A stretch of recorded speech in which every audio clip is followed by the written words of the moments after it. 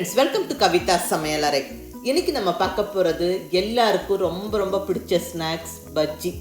அதுவும் இந்த கிளைமேட்டுக்கு சுட சுட பஜ்ஜியும் நல்ல டீயும் சேர்த்து சாப்பிட்டாவா செம்மையாக இருக்குங்க. பக்குவமாக மாவு கரைச்சி அதில் சன்னமாக கட் பண்ண வாழைக்காய், வெங்காயம், உருளைக்கிழங்கு இப்படி நிறைய வெஜிடபிள்ஸ் சேர்த்து நம்ம விதவிதமாக பஜ்ஜி செய்யலாம்.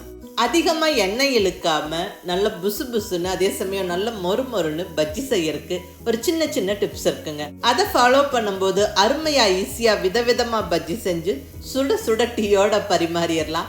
செமையாக இருக்கும்.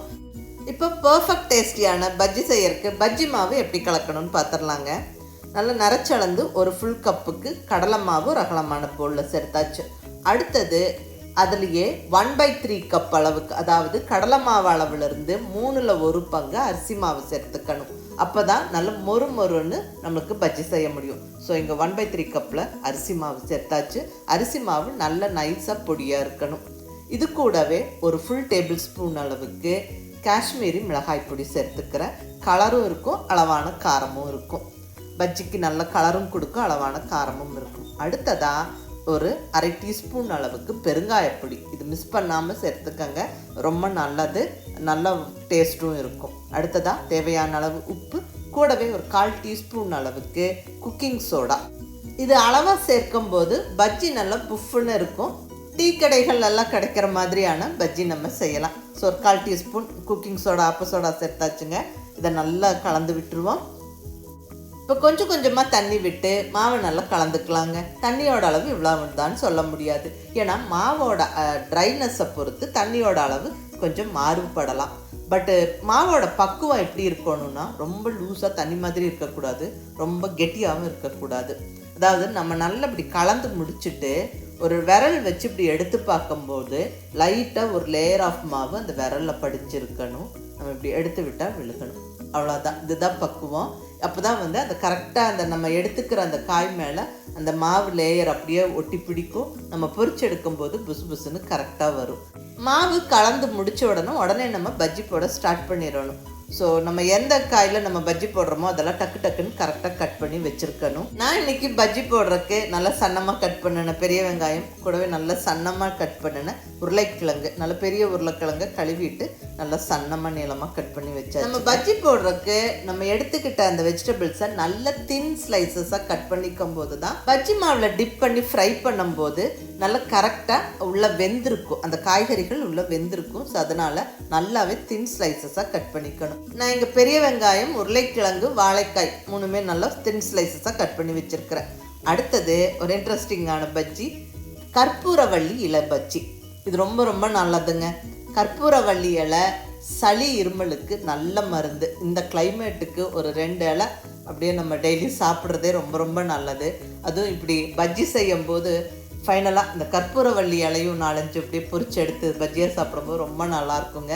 அப்புறம் பஜ்ஜி போடுறதுக்கு கட் பண்ணி வச்சுருக்கிற காய்கறிகளெல்லாம் நம்ம தண்ணியில் போட்டு வைக்க வேண்டாம். ஏன்னா தண்ணியில் இருந்து நம்ம அப்படியே எடுத்து டைரெக்டாக மாவில் டிப் பண்ணி போடும்போது அந்த மாவோட பக்குவம் மாறும். அதனால தண்ணியில் போட்டு வைக்க வேண்டாம். இப்போ ஃபஸ்ட்டாக நான் வாழைக்காய் பஜ்ஜி போடுறேன். நல்லா தின்னாக ஸ்லைஸ் பண்ண வாழைக்காயை நல்லா இப்படி பஜ்ஜி மாவில் புரட்டி எடுத்துட்டு சூடான எண்ணெயில் போட்டு பொரிச்சு எடுத்துடலாம். பொரிக்கிறதுக்கு தேவையான அளவு எண்ணெய் நல்லா சூடு பண்ணியாச்சு. ஸ்டவ்வை மீடியம் ஃப்ளேமில் வச்சுக்கிட்டு பஜ்ஜிகளை போட்டு விடுங்க.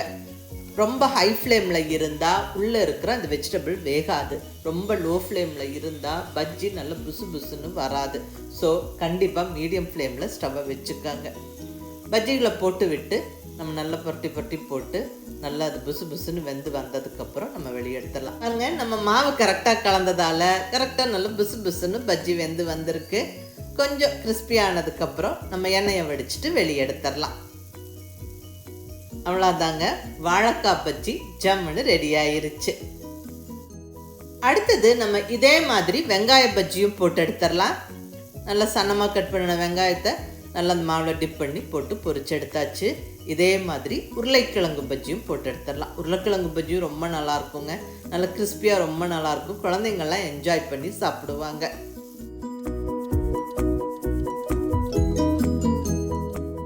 அடுத்தது கற்பூரவள்ளி இலை பஜ்ஜி. கண்டிப்பாக இது ட்ரை பண்ணி பாருங்கள், ரொம்ப நல்ல இன்ட்ரெஸ்டிங்கான டேஸ்ட்டோடு இருக்கும், ரொம்ப நல்லது. மோஸ்ட்லி கற்பூரவள்ளி இலை நம்ம வீட்டு தொட்டியிலேயே வளர்த்திடலாம். வீட்டில் இருக்கும்போது இப்படி ஒரு 4-5 பொரிச்சிட்டு வந்து நம்ம பஜ்ஜி செய்யும்போது இப்படி பஜ்ஜி மாவில் தொட்டு நம்ம எண்ணெயில் போட்டு பொரிச்செடுத்தா செமையாக இருக்குங்க. ரொம்ப நல்லது. நீங்கள் மிஸ் பண்ணாமல் ட்ரை பண்ணி பாருங்கள். அதுவும் நல்ல புசு புசுன்னு எப்படி வந்திருக்கு பாருங்கள். ஸோ ஈவினிங் டீ டைம் ஸ்நாக்குக்கு பெஸ்ட்டான சாய்ஸ் இந்த பஜ்ஜி. அதுவும் இப்படி விதவிதமாக போட்டு செய்யும்போது எல்லாருமே என்ஜாய் பண்ணி சாப்பிடுவாங்க. அதுவும் அது கூட நல்ல ஒரு ஹோட்டல் ஸ்டைல் தேங்காய் சட்னி ரொம்ப நல்ல காம்பினேஷனாக இருக்கும். இங்கே ஒரு கப்பளவுக்கு ஃப்ரெஷ்ஷான தேங்காய் துண்டுகள் எடுத்துருக்கிறேன். இது கூட சேர்க்கறதுக்கு ஒரே 1 டேபிள் ஸ்பூன் பொட்டுக்கடலை. இவ்வளோ மட்டும் பொட்டுக்கடலை சேர்த்தா போதும், அதிகம் வேண்டாம். 2 பச்சை மிளகா, ஒரு சின்ன பீஸ் இஞ்சி, தேவையான அளவுக்கு உப்பு, அவ்வளோதாங்க. இப்போ தேங்காய் துண்டுகள் மிக்ஸி ஜாரில் சேர்த்தாச்சு. கூடவே 1 டேபிள் ஸ்பூன் பொட்டுக்கடலை. அடுத்ததாக 2 பச்சை மிளகாவை உடச்சி போட்டு விட்டுருவோம். கூடவே ஒரு சின்ன துண்டு இஞ்சி, தேவையான அளவுக்கு உப்பு, அவ்வளோதான். இதை கொஞ்சம் தண்ணி விட்டு நல்லா அரைச்சிக்கலாம். பாருங்கள், இந்த அளவுக்கு அரைச்சிக்கணும். அவ்வளோதாங்க, அருமையான தேங்காய் சட்னி ஜம்முன்னு ரெடி ஆயிடுச்சு. இதில் நல்ல ஒரு தாளிப்பு சேர்த்து விட்டுறலாம். நல்ல கடுகு, உளுந்தம்பருப்பு, கருவேப்பிலை தாளித்து சேர்த்தாச்சு. ஸோ தேங்காய் சட்னி குயிக் அண்ட் ஈஸியாக இங்கே ரெடி ஆகிடுச்சு. சுட சுட பஜ்ஜிக்கு இது செம்ம காம்பினேஷனாக இருக்குங்க. நல்ல பஜ்ஜியோட தொட்டு சாப்பிட்றதுக்கு ரொம்பவுமே நல்லாயிருக்கும். அது கூடவே சுட சுட டீயும் இருந்தால் வா, ஒரு அருமையான டீ டைம் ஸ்நாக் இது. ஸோ மிஸ் பண்ணாமல் செஞ்சு பார்த்துட்டு எப்படி இருந்ததுன்னு உங்கள் ஃபீட்பேக் சொல்லுங்கள். பிடிச்சிருந்தா லைக் பண்ணி, ஷேர் பண்ணி, கமெண்ட் பண்ணுங்கள். கவிதா சமையலறை சப்ஸ்கிரைப் பண்ணி என்னுடைய மற்ற ரெசிபிஸும் வீடியோஸும் பாருங்கள். தேங்க்யூ.